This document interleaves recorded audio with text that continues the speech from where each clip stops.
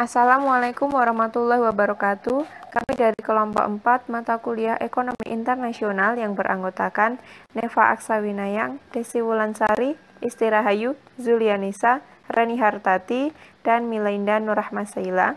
Di sini kami akan memaparkan atau menjelaskan tentang landasan dan keuntungan perdagangan dengan peningkatan biaya. Semoga apa yang kami sampaikan dapat menambah wawasan teman-teman semua.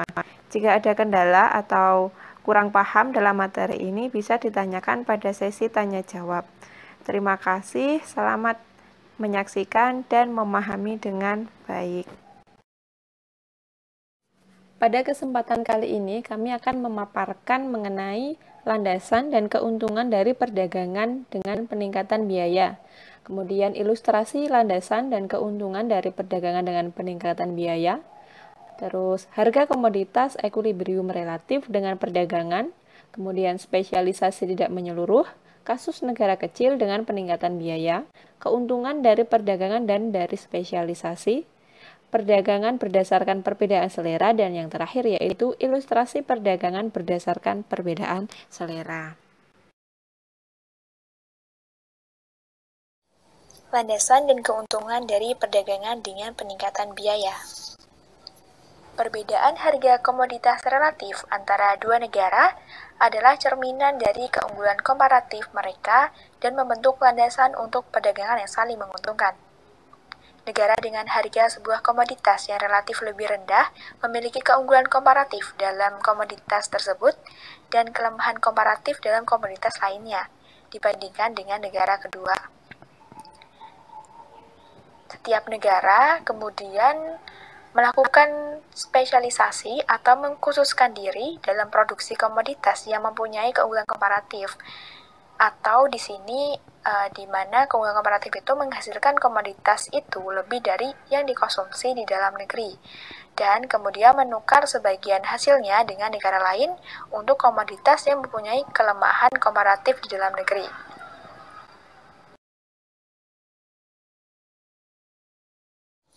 Namun, seiring masing-masing negara mengkhususkan diri atau melakukan spesialisasi dalam memproduksi komoditas yang memiliki keunggulan komparatif tersebut, akan menimbulkan peningkatan biaya oportunitasnya.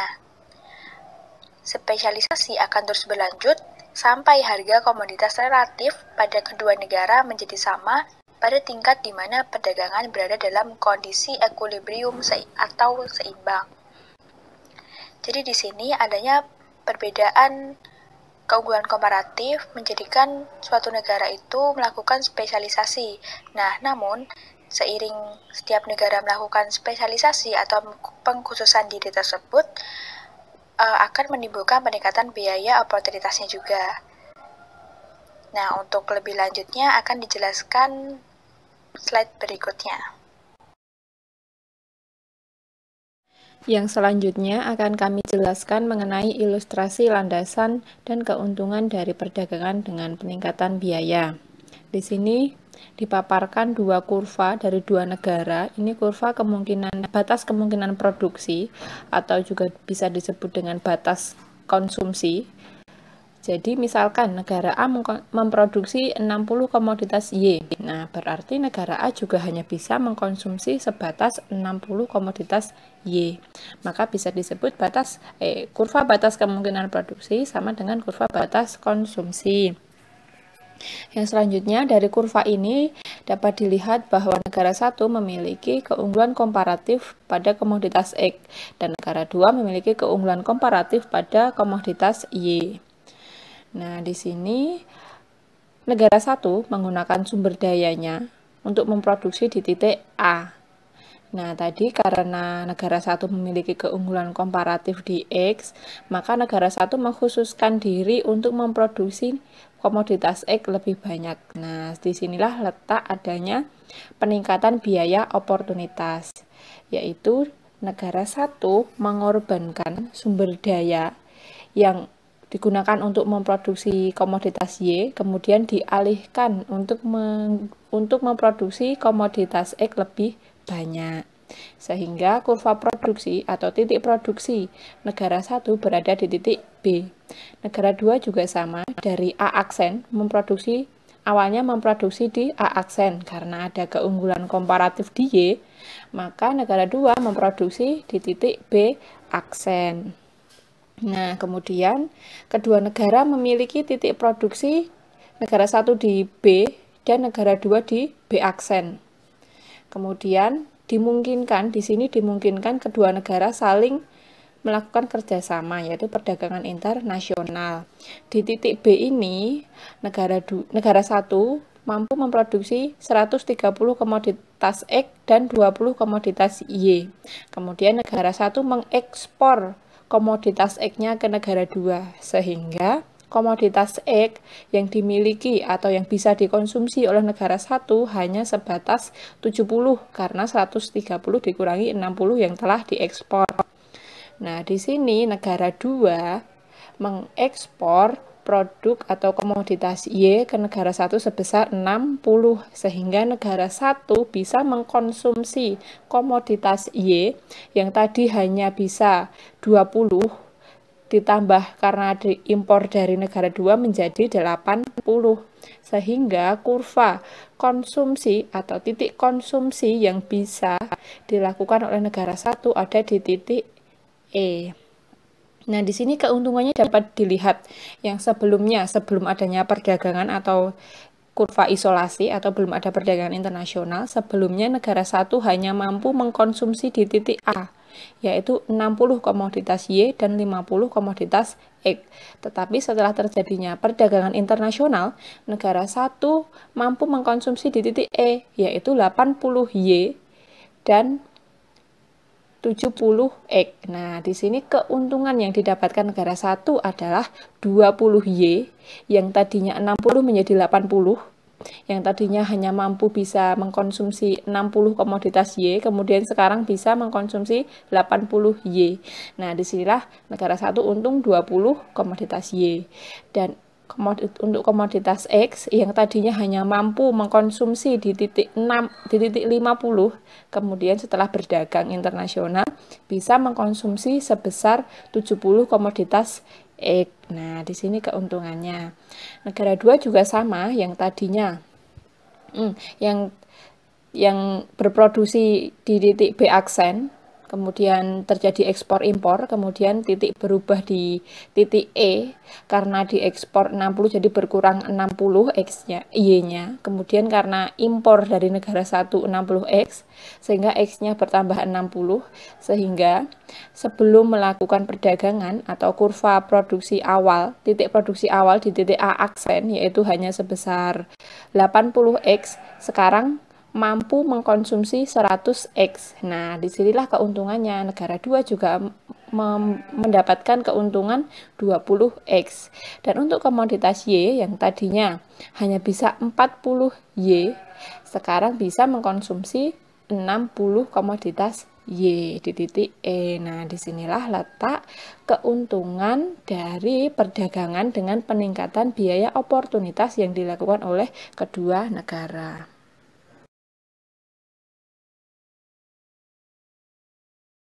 Jadi, saya di sini akan menjelaskan mengenai harga komoditas ekuilibrium relatif dengan perdagangan. Jadi, apa itu harga komoditas ekuilibrium relatif dengan perdagangan? Yaitu harga relatif yang sama di kedua negara di mana perdagangan tersebut seimbang. Dapat kita lihat pada kurva tersebut, yakni PB pada negara 1 sama dengan PB aksen, sama pada negara 2 sama dengan 1. Pada harga relatif ini, jumlah X yang ingin diekspor oleh negara 1 yakni sebesar 60X sama dengan jumlah X yang ingin diimpor oleh negara 2 yaitu sebesar 60X. Demikian pula jumlah Y yang ingin diekspor oleh negara 2 yakni sebesar 60Y sama persis dengan jumlah Y yang ingin diimpor oleh negara 1 pada harga ini yakni sebesar 60Y. Harga ekuilibrium relatif ditentukan dengan trial dan error, yaitu berbagai harga relatif dicobakan sampai mendapatkan suatu harga di mana perdagangan yang terjadi itu seimbang. Nah, ada cara teoritis yang lebih teliti untuk menentukan harga ekuilibrium relatif dagangan, yakni menggunakan permintaan total dan kurva penawaran di setiap komoditas di setiap negara tersebut.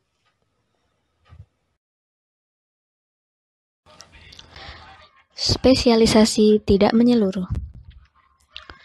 Terdapat perbedaan mendasar antara model perdagangan dalam kondisi biaya oportunitas yang meningkat dan konstan.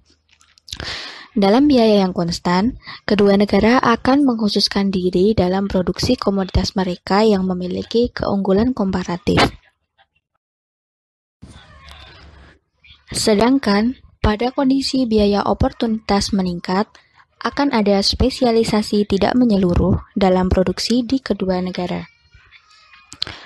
Pada kurva, terlihat bahwa negara satu memiliki keunggulan komparatif pada komoditas X dan secara bersamaan tetap menghasilkan komoditas Y yang tercermin pada titik B.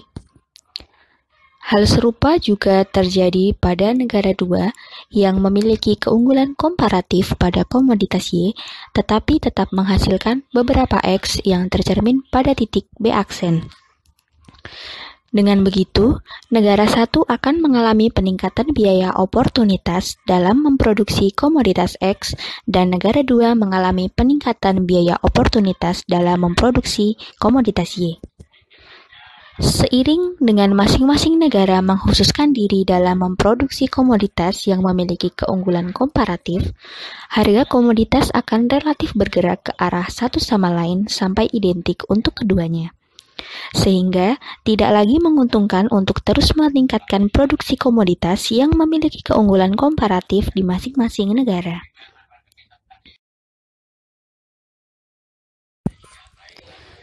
Kasus negara kecil dengan peningkatan biaya.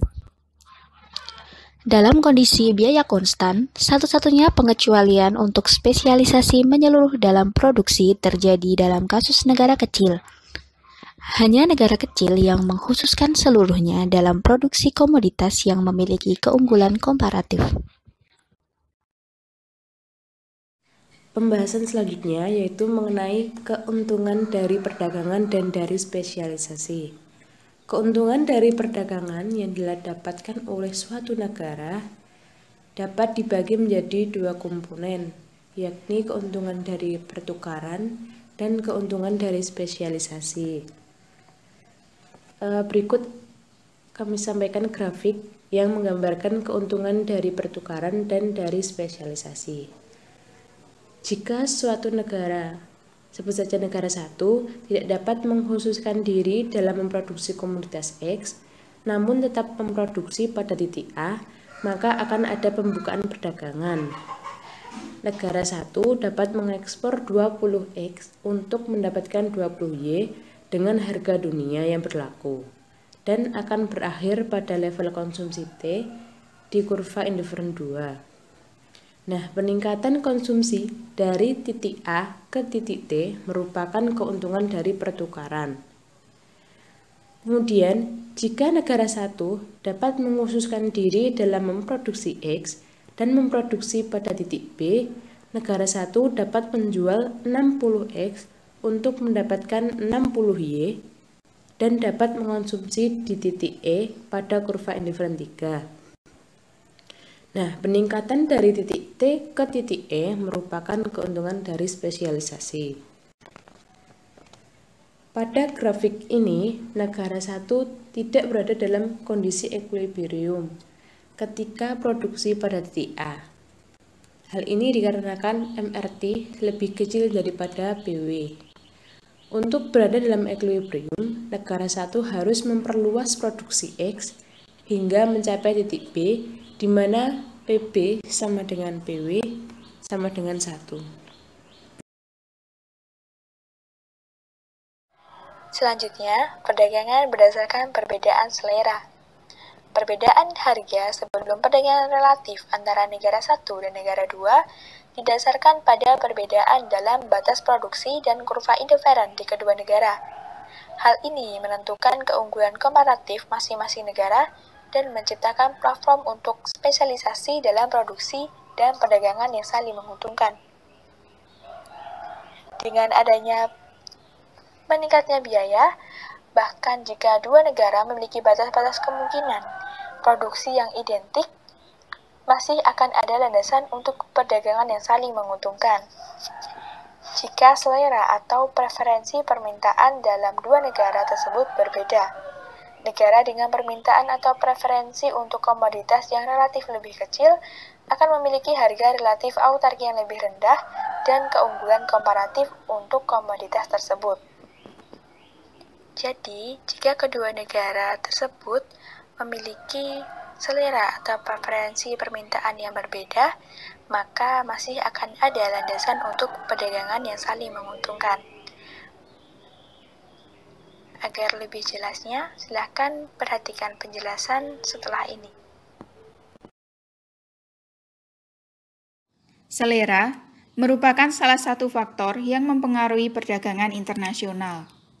Hal tersebut dapat dilihat dari permintaan terhadap barang dan jasa yang berasal dari luar negeri, di mana hal itu akan memicu perdagangan internasional karena terjadi ekspor dan impor akan barang yang menjadi selera masyarakat suatu negara. Contohnya dapat dilihat melalui gambar berikut. Gambar sebelah kiri menunjukkan hasil perikanan dalam negeri, yaitu berupa produk ikan beku Sulawesi Utara. Produk perikanan Sulawesi Utara sangat disukai oleh masyarakat Amerika Serikat, baik ikan beku maupun ikan segar. Karena hal tersebut, Indonesia melakukan ekspor produk ikan beku maupun ikan segar yang berasal dari Sulawesi Utara ke Amerika Serikat. Lalu, gambar sebelah kanan itu menunjukkan produk apel AS yang diimpor oleh Indonesia. Indonesia mengimpor apel dari Amerika Serikat karena apel impor Amerika Serikat lebih disukai oleh konsumen daripada apel Malang yang tidak lain merupakan produk dalam negeri. Hal tersebut menunjukkan perdagangan internasional dipengaruhi oleh selera masyarakat suatu negara.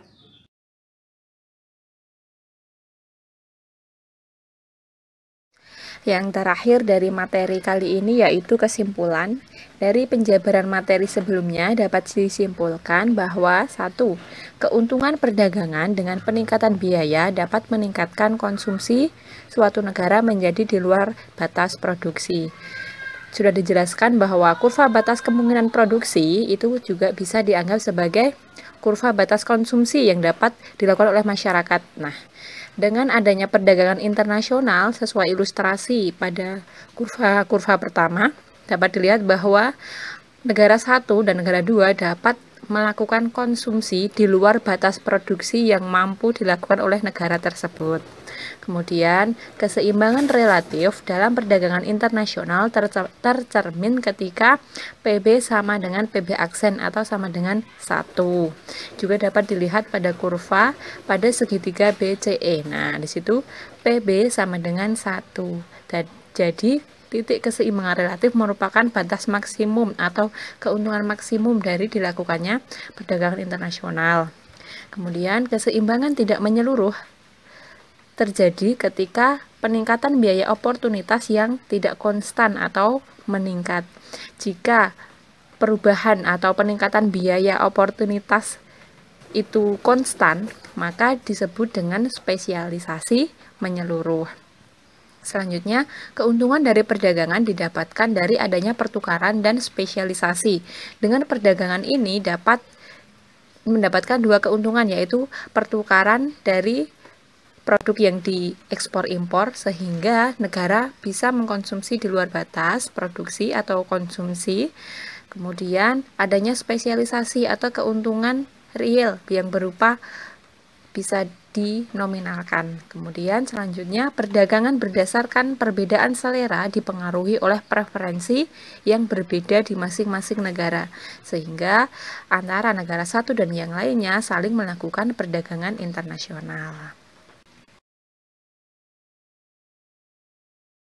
Yang terakhir dari slide kami, yaitu ada kasus yang kami dapatkan dari internet. Di sini ada 2 kasus yang kami ambil dan kami mengasumsikan bahwa kedua kasus ini sesuai dengan materi yang kami jabarkan. Di sini tertera bahwa RI masih mengimpor listrik dari Malaysia dan sedangkan Indonesia melakukan kerjasama ekspor ke Malaysia. Dan jadi di sini ada dua perdagangan internasional antara Indonesia dan Malaysia. Indonesia mengimpor listrik dari Malaysia dan Malaysia mengimpor limbah sawit dari Indonesia. Nah, di sini kita mengasumsikan bahwa sama-sama di Indonesia dan Malaysia tetap memiliki produksi listrik dan juga limbah kelapa sawit. Nah, di sini hanya saja Indonesia memiliki keunggulan komparatif pada listrik. Indonesia memiliki keunggulan komparatif pada limbah sawit dan Malaysia pada listrik. Nah, di sini dapat kita jabarkan sesuai materi yang sebelumnya, sehingga di sini ada 2 keuntungan yang didapatkan dari kedua negara ini. Yang pertama, keuntungan dengan pertukaran barang, yaitu kebutuhan listrik di Indonesia tercukupi dengan adanya perdagangan dengan Malaysia, sedangkan kebutuhan ekspor limbah sawit di Malaysia juga tercukupi hasil dari perdagangan dengan Indonesia. Dan yang kedua, bisa kita asumsikan juga bahwa di sini ada keuntungan atau spesialisasi dengan adanya perdagangan internasional. Yang pertama, Indonesia bisa mengimpor listrik sehingga biaya yang digunakan untuk produksi listrik dapat dialokasikan untuk memproduksi barang yang lain, sehingga dapat memaksimalkan penggunaan produksi di bidang yang sesuai keunggulan Indonesia. Kemudian Malaysia mendapatkan ekspor limbah sawit dari Indonesia, sehingga kebutuhan limbah sawit di Malaysia dapat terpenuhi dengan perdagangan dengan Indonesia. Kemudian juga dapat spesialisasi bahwa di sini Malaysia juga memiliki keuntungan berupa nominal atau dapat dinominalkan dengan adanya ekspor limbah sawit dari Indonesia. Nah, di sini Malaysia juga mendapatkan keuntungan dari hasil pengolahan limbah sawit tersebut. Nah, disinilah kami menganggap atau mengasumsikan kasus ini sesuai dengan materi kami, yaitu keuntungan dari landasan dan keuntungan dari perdagangan internasional.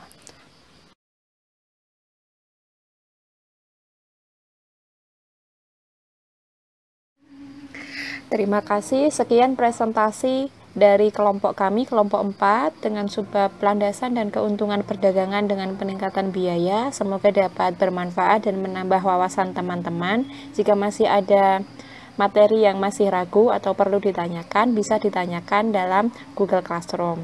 Terima kasih. Wassalamualaikum warahmatullahi wabarakatuh.